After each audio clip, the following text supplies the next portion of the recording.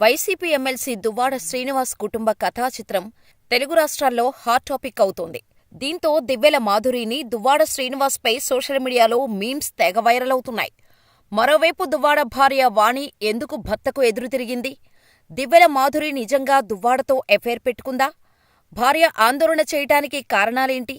ఈ వీడియోలో తెలుసుకుందాం. అసలు విషయానికి వస్తే, వైసీపీ ఎమ్మెల్సీ దువ్వాడ శ్రీనివాస్ భార్య తమను వదిలేసి వేరొక మహిళతో నా భర్త ఉంటున్నాడంటూ మీడియా ముందుకు వచ్చింది.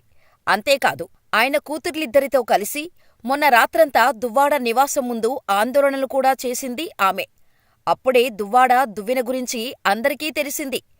అక్కడ మొదలైంది వీరి అమర ప్రేమ కథా చిత్రం. ఈ చిత్రంలో ఎవరికి వారు పర్ఫార్మెన్స్ ఇరగదీస్తున్నారండి బాబు. ఓవైపు దివ్వెల మాధురి మీడియా ముందుకు వచ్చి తనలో ఉన్న మహానటిని బయటికి తీసింది. మీడియాతో మాట్లాడుతూ, దువ్వాడ శ్రీనివాస్ గారు నన్ను ట్రాప్ చేయలేదు. దువ్వాడ శ్రీనివాస్ వైఫ్ వాణి రాజకీయంగా నన్ను వాడుకోవటం కోసం ట్రాప్ చేసింది. అంతేకాదు, ఎమ్మెల్యే టికెట్ పొందటం కోసం నన్ను పావుగా వాడుకుంది. శ్రీనివాస్ భార్య వాణినే నన్ను రాజకీయాల్లోకి తీసుకొచ్చారు. ఇప్పుడు నేనెవరో తెలీదని అంటుంది ఆ మహాతల్లి. దువ్వాడ శ్రీనివాసుకు ఆమెకు మధ్య ఏమైనా విభేదాలు ఉంటే వారే మాట్లాడుకొని పరిష్కరించుకోవాలి. స్వార్థంతో వాణి నాపై నిందలు వేశారు. దీనివల్ల నా వైవాహిక జీవితం కూడా దెబ్బతింది. అప్పుడు ఆ బాధతో ఆత్మహత్య చేసుకోవాలని అనుకున్నా.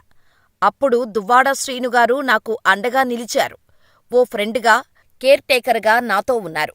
ప్రస్తుతం మేమిద్దరం కలిసే ఉంటున్నాం. అలా అని మాది సహజీవనం కాదు, అడల్టరీ రిలేషన్ అని మహానటి మాధురిగారు ఓ సూపర్ పర్ఫార్మెన్స్ ఇచ్చారు. ఈ నటనతో సోషల్ మీడియాలో ట్రోల్స్ చేయటం మొదలుపెట్టారు. దువ్వాడ దువ్వేనా? మహానటి ఎమ్మెల్సీ దువ్వాడ శ్రీనివాస్ గారి తాలూకా అంటూ ట్రోల్స్ మొదలుపెట్టారు. ఇలా సోషల్ మీడియాలో హీటెక్కిపోతున్న టైంలో దువ్వాడ శ్రీను కూడా ప్రెస్కి ఓ ఇంటర్వ్యూ ఇచ్చాడు. దాంట్లో మాట్లాడుతూ, మాధురి ఒక డాన్సన్ టీచర్. మాధురిని నాకు పరిచయం చేసింది నా భార్య వాణినే. నాకు మాధురికి మధ్య వాణి లేనిపోనివి అంటగట్టింది. వాణి మాటల వలన మాధురి ఆత్మహత్య చేసుకోబోయింది.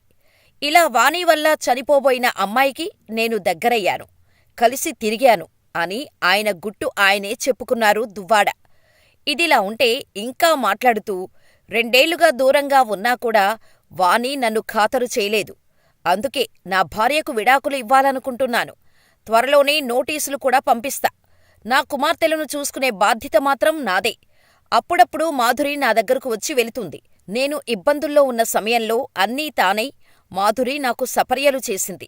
ఎన్నికల్లో సైతం మాధురి నా కోసం 2 కోట్ల రూపాయలు ఖర్చు చేసింది. అసలు మాధురిని పరిచయం చేసిందే వాణి. గుర్తింపు ఉన్న పదవి ఇస్తే ఖచ్చితంగా పార్టీకి ఉపయోగపడుతుందని వాణి ఇంట్లో ఉన్న నాకు మాధురిని తీసుకువచ్చి పరిచయం చేసింది. అయితే అప్పుడు రాజకీయంగా ఆమెను తీసుకొచ్చారని అనుకున్నాను. నాపై ప్రయోగించేందుకు తీసుకొచ్చారని ఎప్పుడూ ఊహించలేదు. ఎన్నికలకు ముందు, ఆ తర్వాత కుటుంబ వ్యవహారాలు మారిపోయాయి. మన వివాహ వ్యవస్థలో భర్తకు గౌరవం ఇవ్వాలి. కాని నా కుటుంబమే నాపై దాడి చేస్తుంది. కుటుంబాన్ని పెళ్ళైన నాటి నుంచి కూడా బాగానే చూశా. నా కుటుంబానికి ఎండ కూడా తగలనివ్వలేదు. ఇప్పుడు కుటుంబ వ్యవహారం రోడ్డెక్కింది కాబట్టే బయటకు వచ్చాను. నా కుమార్తెకు ఘనంగా వివాహం చేశా. నా కుమార్తెలను అల్లారుముద్దుగా పెంచుకున్నా. ఇప్పుడు నా కుమార్తెలే నాపై విషం చిమ్మారు. నిజం చెప్పాలంటే నా గ్రానైట్ ఆదాయమంతా నా భార్య వాణి చేతుల్లోనే పెట్టాను. పెళ్ళైనప్పటినుంచి నా తమ్ముడిని, నా తల్లిని వాణి పట్టించుకోలేదు. నా భార్య డంబెల్తో నాపై దాడి చేసింది. 2024 ఎన్నికల్లో అచ్చెన్నాయుడుతో కలిసి నన్ను ఓడించింది. నాకు ఏదైనా జరిగితే అచ్చెన్నాయుడుదే బాధ్యత అని దువ్వాడ చెప్పుకొచ్చారు. దీంతో సోషల్ మీడియాలో ట్రోల్స్ మరింత ఘాటుగా చేయడం మొదలుపెట్టారు. ఇదిలా ఉంటే, ఆదివారం దివ్వెల మాధురి ఆత్మహత్యాయత్నానికి పాల్పడింది. పలాస టోల్గేట్ జాతీయ రహదారిపై మాధురి కారు ప్రమాదానికి గురైంది. ఈ ప్రమాదంలో స్వల్ప గాయాలతో మాధురి తప్పించుకుంది. స్థానిక ఆస్పత్రిలో చికిత్స పొందిన తర్వాత మాధురి మాట్లాడుతూ, నేను చనిపోదామనే హైవేపైకి వచ్చాను. నాపై అందరూ అసత్య ఆరోపణలు చేస్తున్నారు. నా పిల్లలను సైతం ట్రోల్ చేస్తున్నారు. నేను మానసికంగా కుంగిపోయాను. అందుకే ఆత్మహత్య చేసుకోవాలని హైవేపైకి వచ్చి లారీని ఢీకొట్టి చనిపోదామని అనుకుంటే మీరు కాపాడుతున్నారు. నన్ను చంపేయండి, నేను బ్రతకను అంటూ ఓ రేంజ్లో యాక్టింగ్ చేసింది మహానటి మాధురి. ఇలా ఎమ్మెల్సీ దువ్వాడ శ్రీనివాస్ కుటుంబ కథా చిత్రం రోడ్డుకు ఎక్కటంతో కుటుంబ సభ్యులు వీరి గొడవలోకి ఎంట్రీ ఇచ్చారు. ఇలా ఫ్యామిలీ చర్చలతో దువ్వాడ ఫ్యామిలీ రచ్చకు ఫుల్ స్టాప్ పడుతుందా అంటే పడుతుంది అనే టాక్ వినిపిస్తోంది. ఎందుకంటే ఎమ్మెల్సీ దువ్వాడ కుటుంబ సభ్యుల చర్చలు ముగించారు. దాదాపు 2 గంటల పాటు జరిగిన ఈ చర్చల్లో దువ్వాడ బంధువులు 5 డిమాండ్లను దువ్వాడ సోదరుడితో చెప్పినట్టు సమాచారం. ఆస్తుల పంపకం, విడాకులపై సుదీర్ఘంగా చర్చించారట ఇరు వర్గాలు. పిల్లలను దృష్టిలో పెట్టుకుని విడాకులు వద్దని నచ్చచెప్పారని తెలుస్తోంది. ఈ చర్చలతో ఈ వివాదానికి ఫుల్ స్టాప్ పడుతుందని వాణి బంధువులు భావిస్తున్నారని తెలుస్తోంది. అయితే దువ్వాడ మాత్రం విడాకులకే సిద్ధమయ్యారని చెబుతున్నారు సోదరుడు శ్రీధర్. దీంతో మరోసారి అన్నతో మాట్లాడి ఫైనల్ నిర్ణయం చెబుతామన్నారు శ్రీధర్. దీంతో వాణి పెట్టిన 5 డిమాండ్స్పై దువ్వాడ ఎలా స్పందిస్తారు?